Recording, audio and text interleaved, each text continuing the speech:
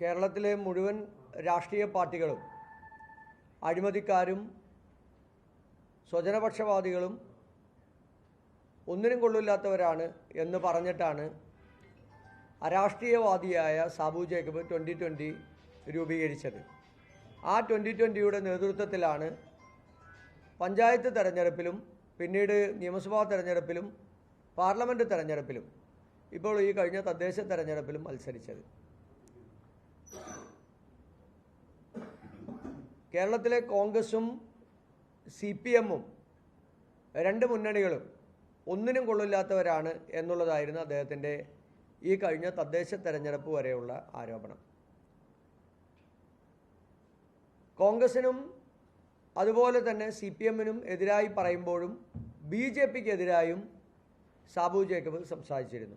കേരളത്തിൽ BJPക്ക് വലിയ സ്പേസ് ഇല്ലാത്തതുകൊണ്ട് BJPയെ കൂടുതലായി ആക്രമിച്ചിരുന്നില്ല. പക്ഷേ BJPക്ക് എതിരായും അദ്ദേഹം സംസാരിച്ചിരുന്നു. ഇപ്പോൾ അദ്ദേഹം BJPയുടെ പാളയത്തിലേക്ക് പോയിരിക്കുകയാണ്. അരാഷ്ട്രീയവാദം ഉന്നയിച്ച് ജനങ്ങളുടെ വോട്ട് വാങ്ങി കുന്നത്തുനാട്ടിലെ ജനാധിപത്യ മതനിരപേക്ഷരായിട്ടുള്ള ആളുകളുടെ സമ്മതിദാന അവകാശം വാങ്ങിയതിന് ശേഷം അവരെ പണയപ്പെടുത്തുന്ന നടപടിയാണ് സാബു ജേക്കബിൻ്റെ BJP പ്രവേശനം എന്ന് പറയുന്നത്.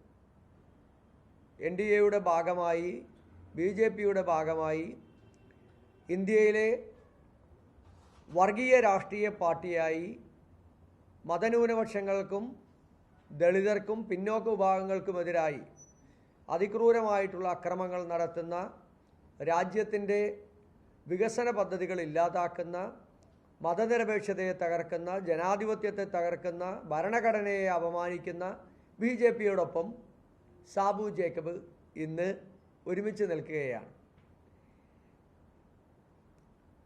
ഈ അരാഷ്ട്രീയവാദമാണ് തുടക്കത്തിലെ തന്നെ ഞങ്ങൾ ഇത് കേരളത്തിലെ LDFന് വേണ്ടിയിട്ടാണ് സാബു ആദ്യം പണിയെടുക്കുന്നത്, ഞങ്ങളത് പറഞ്ഞിരുന്നു. പിന്നീട് ഞങ്ങൾ കഴിഞ്ഞ പാർലമെൻറ്റ് തെരഞ്ഞെടുപ്പിന് ശേഷമുള്ള തദ്ദേശ തെരഞ്ഞെടുപ്പിൽ ഞങ്ങൾ പറഞ്ഞു ഇത് BJPയിലേക്ക് ഇദ്ദേഹം ചേക്കേറാനുള്ള ശ്രമം നടക്കുകയാണ്. കാരണം കേരളത്തിൽ ഇടതുപക്ഷത്തിൻ്റെ സ്പേസ് കുറഞ്ഞു വരുന്നു. അടുത്ത നിയമസഭാ തെരഞ്ഞെടുപ്പിൽ എന്തായാലും ജയിക്കാൻ പോകുന്നില്ല ഇടതുപക്ഷം. അപ്പോൾ അതുകൊണ്ട് പിന്നീട് അദ്ദേഹത്തിന് ഉള്ള ഏക പോംവഴി BJPയാണ്. ഞങ്ങൾ പറഞ്ഞതുപോലെ തന്നെ അദ്ദേഹം BJPയിലേക്ക് പോയി.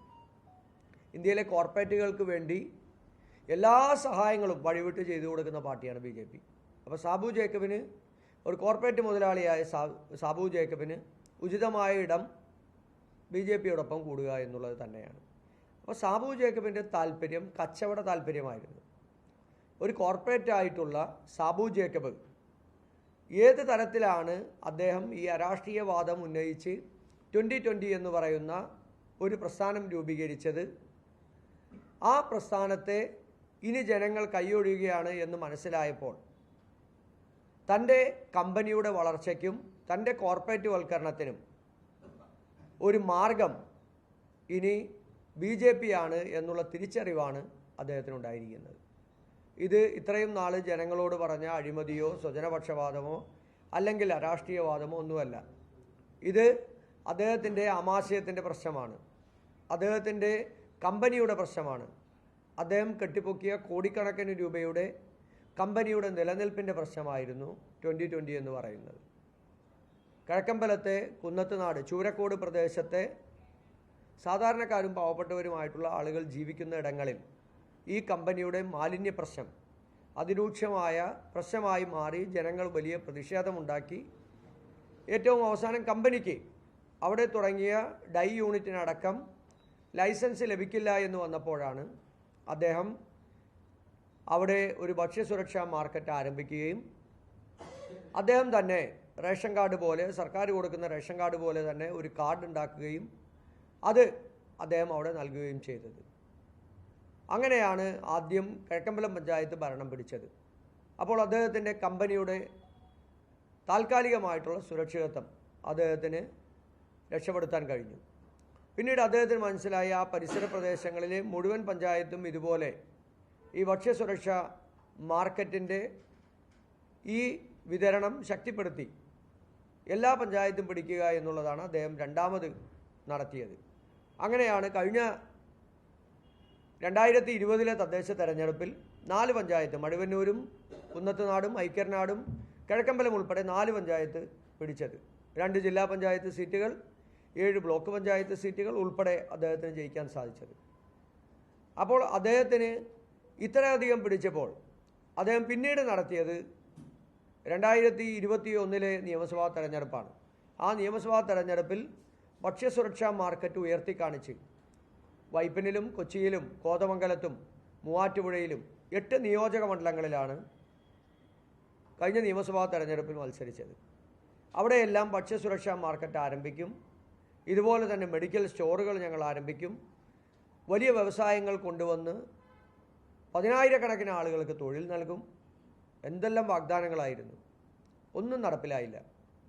കഴിഞ്ഞ തദ്ദേശ തെരഞ്ഞെടുപ്പിൽ അദ്ദേഹം പറഞ്ഞത് 25% മിച്ചം വരുന്ന പഞ്ചായത്തിൻ്റെ തുക ഉപയോഗിച്ച് 25% ഗ്യാസിനും അതുപോലെ ഇലക്ട്രിസിറ്റിക്കും സബ്സിഡി നൽകും പാവപ്പെട്ടവർക്ക് എന്നാണ് അദ്ദേഹത്തിൻ്റെ വാഗ്ദാനം ഉണ്ടായത്.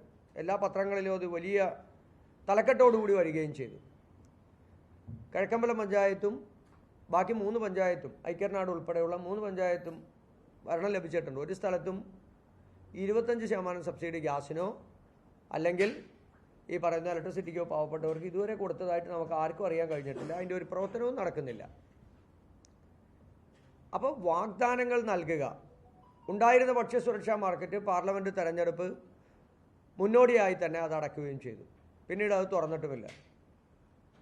പാർലമെൻറ്റ് തെരഞ്ഞെടുപ്പിന് ശേഷം വോട്ടർമാരായിട്ടുള്ള ആളുകളെ ഇത്രയും നാൾ ഈ ഭക്ഷ്യക്കിറ്റുകൾ കൊടുത്ത് ആ ഭക്ഷ്യക്കിറ്റുകളുടെ നന്ദി അദ്ദേഹത്തോട് പ്രകടിപ്പിച്ചില്ല എന്ന് പറഞ്ഞ് ജനങ്ങളെ അധിക്ഷേപിക്കുന്നതായും അദ്ദേഹത്തിൻ്റെ പ്രസംഗങ്ങളിലൂടെ നമുക്ക് മനസ്സിലാക്കാൻ സാധിച്ചു. സത്യത്തിൽ ഇദ്ദേഹം ഒരു ജനാധിപത്യ പ്രക്രിയയിൽ ഇടപെടുന്ന ഒരു ജനാധിപത്യവാദിയായിരുന്നില്ല, മറിച്ച് ജനങ്ങൾക്ക് പണം കൊടുത്തും പ്രലോഭനങ്ങൾ നൽകിയും അല്ലെങ്കിൽ ഇതുപോലുള്ള സാധനങ്ങൾ കൊടുത്തും ജനങ്ങളുടെ വോട്ട് വാങ്ങിയെടുക്കാൻ വേണ്ടിയിട്ടുള്ള ഒരു കച്ചവടക്കാരനുള്ള മനസ്സായിരുന്നു സാബു ജേക്കബിനുണ്ടായിരുന്നത് എന്നുള്ളത് കഴിഞ്ഞ തദ്ദേശ തെരഞ്ഞെടുപ്പിൽ ജനങ്ങൾ മനസ്സിലാക്കി. കേരളത്തിൽ 8 ജില്ലകളിൽ 100-ലധികം പഞ്ചായത്തുകൾ, 25-ലധികം മുനിസിപ്പാലിറ്റികൾ, കൊച്ചിൻ കോർപ്പറേഷൻ, ഇനി മത്സരിക്കാത്ത ഒരിടമില്ല, എല്ലായിടത്തും മത്സരിച്ച് കെട്ടിവച്ച കാശ് കിട്ടിയില്ല.